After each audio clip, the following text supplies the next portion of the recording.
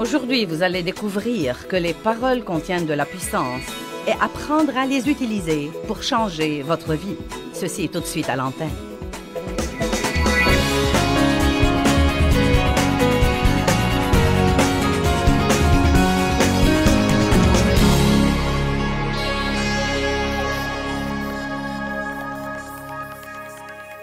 Je crois qu'il y a des messages que nous devons écouter tant que nous sommes vivants,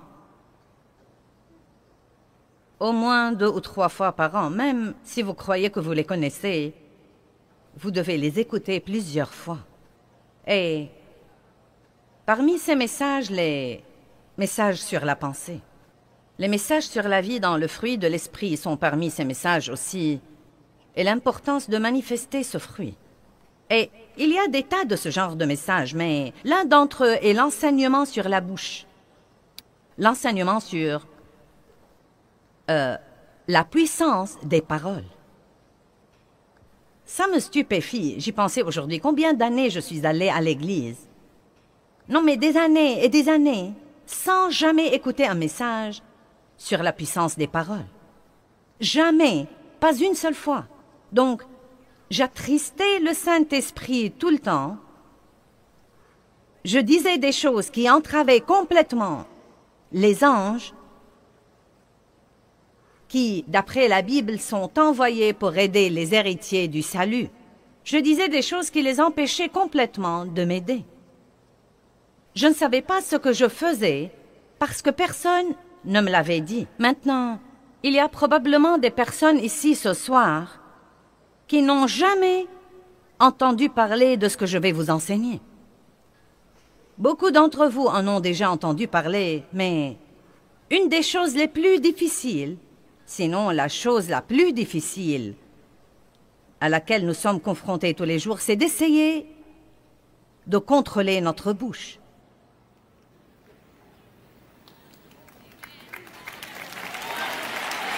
En fait, la Bible dit que nul ne peut dompter la langue à part le Saint-Esprit. C'est lui qui le fait. Cela ne veut pas dire que le Saint-Esprit va la dompter à notre place, mais que nous devons prier régulièrement et demander l'aide de Dieu là-dessus. Et si vous lisez les psaumes, vous verrez que le roi David faisait ça tout le temps.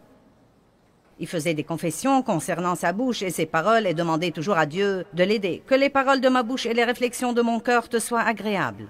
Mais une garde à ma bouche, ô Dieu, de peur que je ne pêche contre toi par ma langue. Il y a toutes sortes de versets comme quoi vous devez prier et demander tous les jours à Dieu de vous aider à prononcer les paroles de la vie partout où que vous alliez et non pas celles de la mort.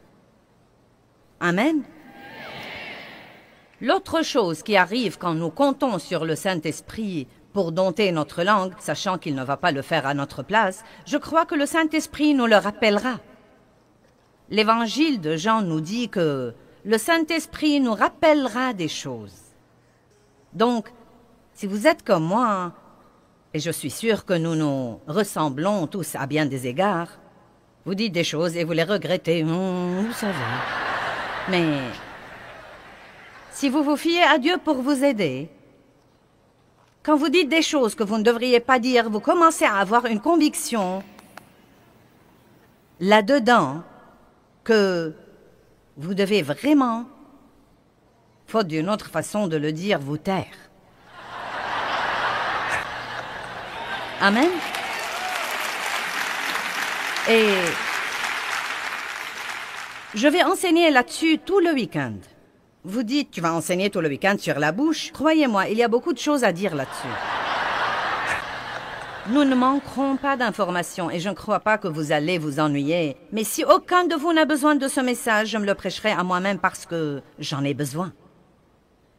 Le don que Dieu m'a donné est dans ma bouche, mais elle a aussi été mon plus grand problème dans la vie. Et ce n'est pas du tout rare. Donc, nous allons intituler ce message « Les paroles contiennent de la puissance », de même que ce genre ici contient de l'eau ce soir. Les paroles que nous parlons contiennent de la puissance en elles. Et je veux que vous compreniez ça. Chaque parole qui sort de votre bouche a de la puissance en elle. Une puissance créative ou destructive. Une puissance positive ou négative. La plupart de nous connaissent Proverbe 18, 21 qui dit « La mort et la vie dépendent de la langue ». Maintenant, c'est un verset sensationnel. La mort et la vie dépendent de la langue. Je crois que je dois faire attention à mes téléspectateurs en ce moment et m'assurer que vous m'aviez bien entendu. La mort et la vie dépendent de la langue. Amen.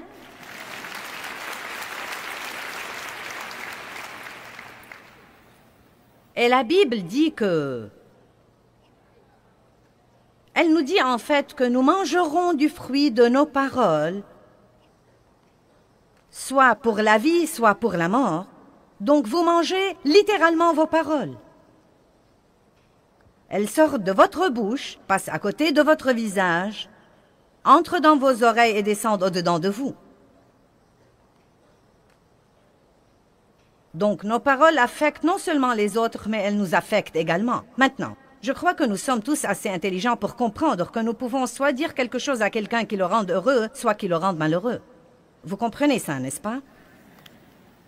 Mais je veux aussi que vous compreniez, nous allons focaliser ce soir sur les paroles elles-mêmes et non pas sur la manière dont nos paroles affectent les autres, ce dont nous parlerons plus tard. Mais je veux vous parler en fait ce soir de l'effet de nos paroles dans le royaume de l'esprit, parce que c'est un domaine auquel nous ne pensons que rarement.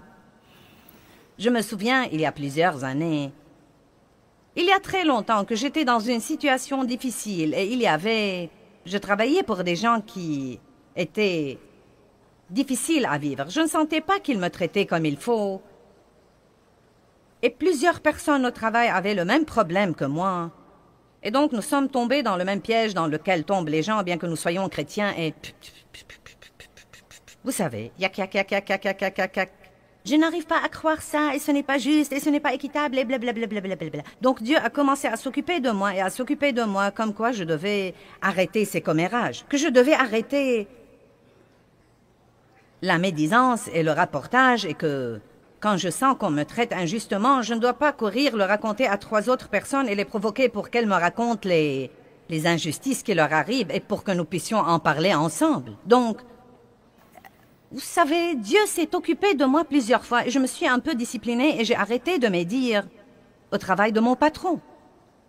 Mais j'en parlais toujours à Dave à la maison car après tout, c'est derrière les portes fermées et c'est privé et c'est mon mari. Nous utilisons cette excuse, vous devez décharger sur quelqu'un. Et donc, Dieu a commencé à s'occuper de moi là-dessus et il m'a dit... Et ce qu'il m'a dit m'a tellement impressionnée. Il m'a dit, Joyce, il ne s'agit pas tant de la personne à qui on se confie que des paroles elles-mêmes. Et où que tu sois dans ton problème, moi je t'écoute.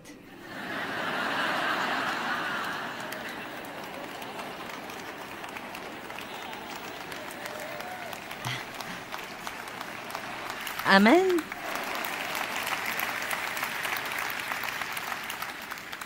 Je vais vous dire quelque chose pour illustrer, et je vais le répéter plusieurs fois ce week-end.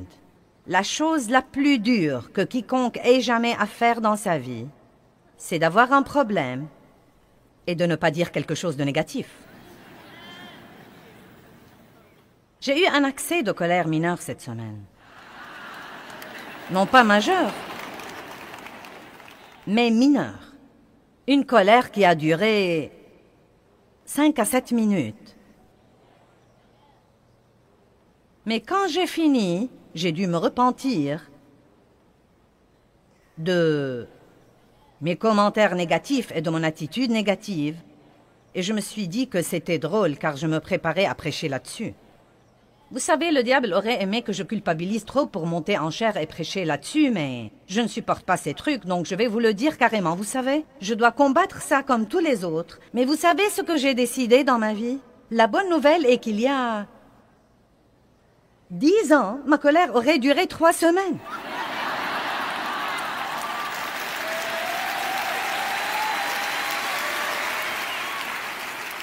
Donc, je ne suis pas là où je devrais être, mais Dieu merci, je ne suis plus là où j'étais autrefois. Je fais des progrès. Et vous savez, quand nous piquons une crise de colère, nous disons les choses les plus stupides qu'on puisse dire. Non, mais des trucs vraiment stupides. Par exemple, personne ne m'aime.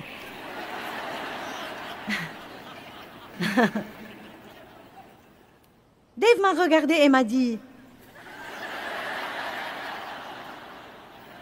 est-ce que tu as dit que personne ne t'aime? Non, mais des choses stupides, vraiment stupides, stupides, stupides. Donc, nous devons tous écouter ceci, et nous devons tous aller de l'avant. Et, puis-je vous dire quelque chose? Quand nous disons des choses que nous ne devons pas dire, nous devons les considérer comme n'importe quel péché et nous en repentir. Et c'est quelque chose que tant de gens ne font pas, parce que ce n'est pas un oup. Ce n'est pas un contretemps dans la vie. Je vais vous montrer ce week-end que si nous ne repentons pas et nous ne couvrons pas ce péché du sang de Jésus, nous ouvrons une porte au diable dans bien des cas. Les paroles ont de la puissance dans le royaume de l'esprit. De l'esprit. Vous savez, les paroles sont intéressantes. Vous savez, Jésus a dit, mes paroles, elles sont esprit et elles sont vie. Donc les paroles opèrent dans le royaume de l'esprit car vous ne pouvez pas les voir. Et pourtant, elles ont un effet.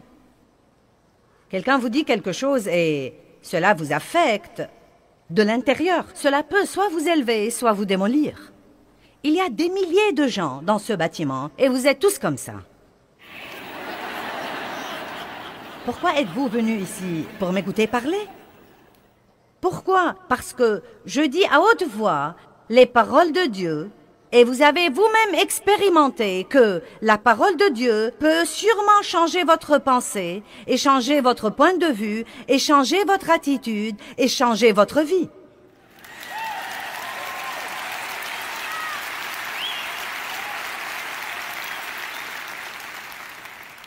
Dieu nous a donné un don qui est très précieux, sa parole. La parole de Dieu est le plus grand don que nous ayons. Et que vous le sachiez ou non, vous avez déjà écouté beaucoup de la parole ce soir. Nous avons chanté la parole, nous avons exhorté avec la parole. Même quand je vous ai parlé de notre matériel spirituel, j'ai dit que ce matériel contenait la parole pour que vous puissiez le prendre chez vous sur une bande et continuer à être élevé et changé.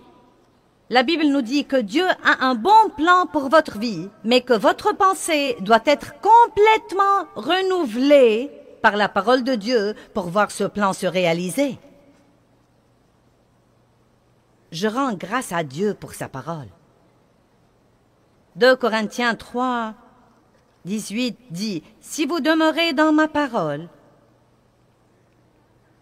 vous serez transformés et changés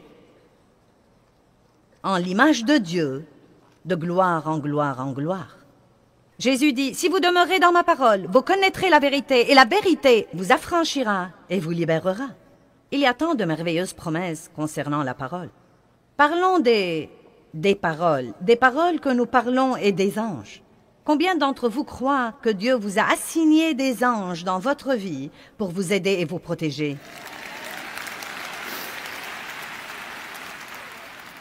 Nous n'y pensons pas assez. Mais je vous encourage à prendre l'habitude de remercier Dieu pour les anges qu'il vous a assignés pour vous aider. Mais certains de vos anges sont extrêmement ennuyés. Ils aimeraient vraiment que vous les laissiez faire leur travail et que vous leur donniez quelque chose pour qu'ils puissent travailler et que vous arrêtiez de les entraver à tout bout de champ. Maintenant, Psaume 103, 20. « Bénissez l'Éternel avec amour, avec reconnaissance, vous ses anges, qui êtes puissants en force et qui exécutez ses ordres en obéissant à la voix de sa parole. » Maintenant, qu'écoutent les anges, à votre avis? La parole de Dieu. À quoi prêtent-ils l'oreille? Qu'est-ce qui les touche? Qu'est-ce qui les motive? Qu'est-ce qui les incite à travailler? Non pas les murmures, non pas les plaintes, non pas le ronchonnement, non pas les critiques, non pas les commérages, non pas le rapportage. la parole de Dieu. Ils prêtent l'oreille à la parole de Dieu. Hébreux 1,14 dit que ces anges ont été donnés par Dieu à tous ceux qui ont hérité le salut. Que tout le monde dise « c'est moi ». Maintenant, est-ce que vous comprenez ce que je dis? Si vous voulez que vos anges vous aident, vous devez leur donner quelque chose pour qu'ils puissent travailler. Et donc, la meilleure chose que nous puissions faire si nous avons des ennuis, c'est de dire « je crois la parole ». Je crois que la parole de Dieu est vraie, que ses promesses sont vraies. Vous devez connaître assez de la parole pour pouvoir dire « Dieu a dit ». Dites quelque chose de la parole qui s'applique à votre situation. Je ne dois pas craindre parce que Dieu est avec moi. Ou bien, selon le cas, Dieu pourvoira à tous mes besoins selon ses richesses en gloire par le Christ. Et non pas si vous perdez votre travail. « Oh, j'ai perdu mon travail, que vais-je faire? Tous mes espoirs sont anéantis, je suis sans le sou, je ne sais pas ce que je vais devenir, je n'aurai jamais de chance. » Et donc, vous savez, les anges sont comme...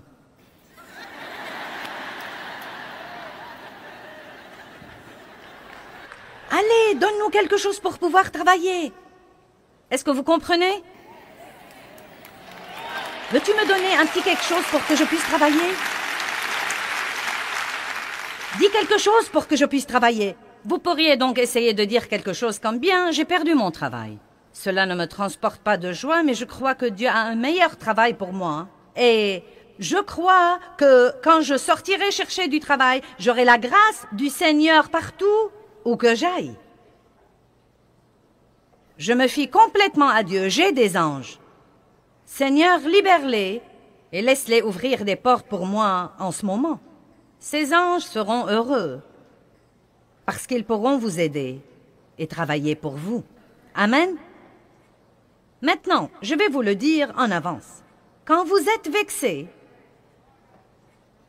bon sang, c'est dur. Parce que tout en vous veut parler de ce que vous ressentez.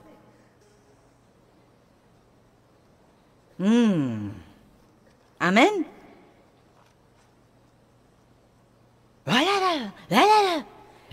J'en ai vraiment assez. Et si vous avez quelqu'un autour de vous qui essaye de vous calmer, vous aurez envie de le gifler. Non. Et je vais vous dire ce que je déteste. Que quelqu'un de ma famille me dise « Eh bien, je connais une dame pasteur qui dit... »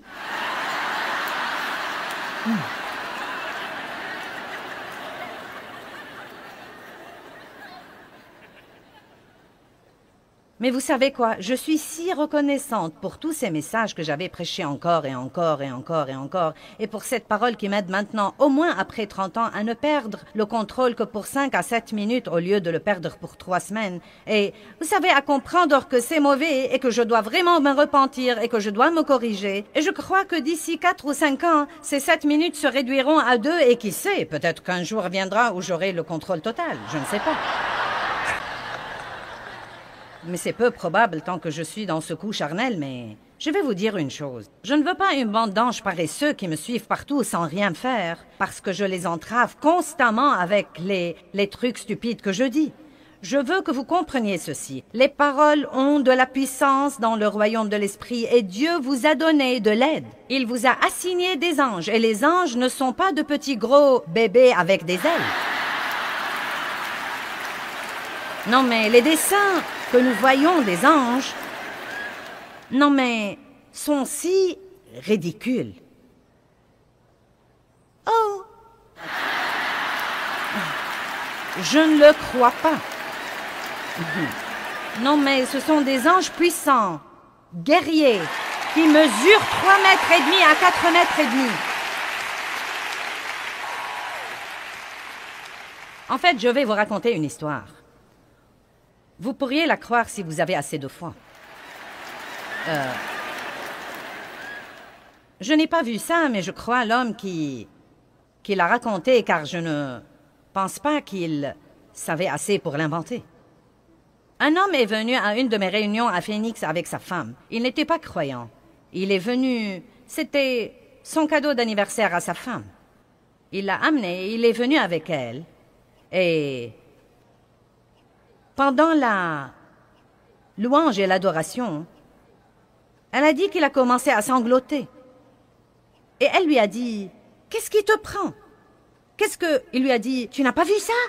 Tu n'as pas vu ça? » Et elle lui a dit, « De quoi parles-tu précisément? » Il a dit, « De toute façon, l'histoire ressemble à ça. Je portais du blanc ce soir-là, et quand je suis sortie... » Écoutez, maintenant. Quand je suis sortie, a-t-il dit, tous ces hommes très grands sont en fait sortis avec moi, et ils étaient tous vêtus en blanc également. Il a dit, je n'y ai pas trop pensé, j'ai cru que c'était la chorale. Et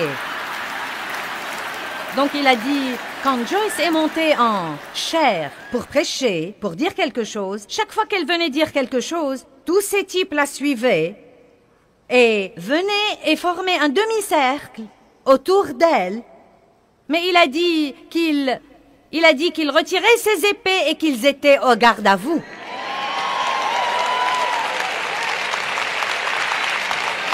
Pendant que je prêchais. Eh bien, ce type a été sauvé. Je le dis sans aucun doute. Et comme je l'ai déjà dit, je ne sais pas, non mais je ne sais pas ce que vous en pensez, mais ça avait un effet spectaculaire sur ce type. Et je me suis dit, waouh! Bon sang, si seulement nous pouvions nous rendre compte que nous ne sommes pas seuls, que nous ne sommes pas tous seuls, et que Dieu a dit, ne craignez pas parce que je suis avec vous, où que vous soyez, et je... Bon Dieu!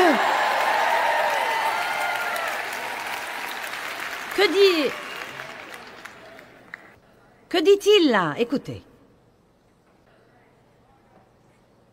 Écoutez avec soin, car il ordonnera à tous ses anges de t'accompagner et de te défendre et de te garder dans toutes tes voies d'obéissance et de service. Et ils te porteront sur les mains, de peur que ton pied ne heurte contre une pierre. Tu marcheras sur le lion et sur l'aspi, et tu fouleras le lionceau et le dragon.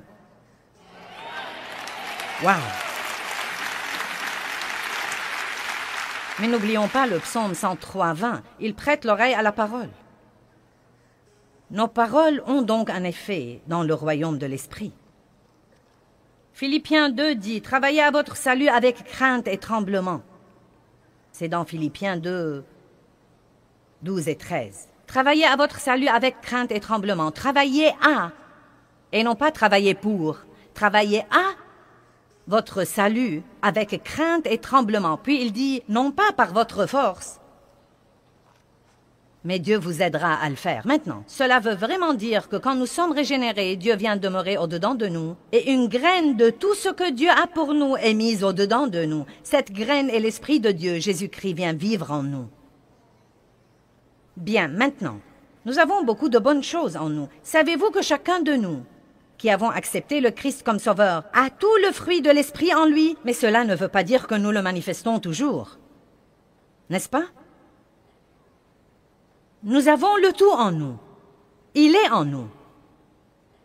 Eh bien, la Bible dit que nous devons le manifester. Il doit entrer dans notre pensée. Entrer dans notre attitude. Vous voyez, cette vie merveilleuse qui est en nous doit entrer dans notre pensée pour nous apprendre à penser différemment. Elle doit entrer dans notre attitude et nous devons apprendre à avoir une attitude différente. Eh bien, il y a plusieurs années, Dieu m'a parlé un jour et il m'a dit, « Écoute Joyce, il est temps que ta bouche soit sauvée. »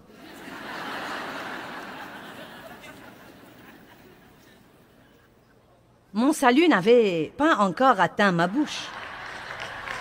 Qui sait ce que je veux dire par là? Vous voyez? Je n'avais pas l'air sauvé. Je ne parlais pas comme si j'étais sauvé. J'avais toujours une bouche charnelle. J'étais régénéré.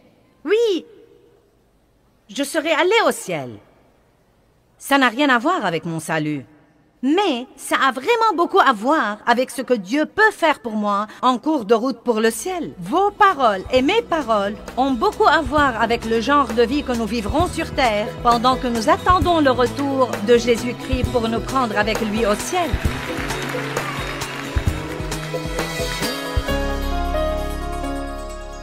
Eh bien, Jacques 4,2 dit « Vous n'avez pas parce que vous ne demandez pas ». Et ça m'a vraiment changé la vie quand j'ai découvert que je ne devais pas travailler aux choses et essayer de faire qu'elles se produisent et que je pouvais les demander à Dieu.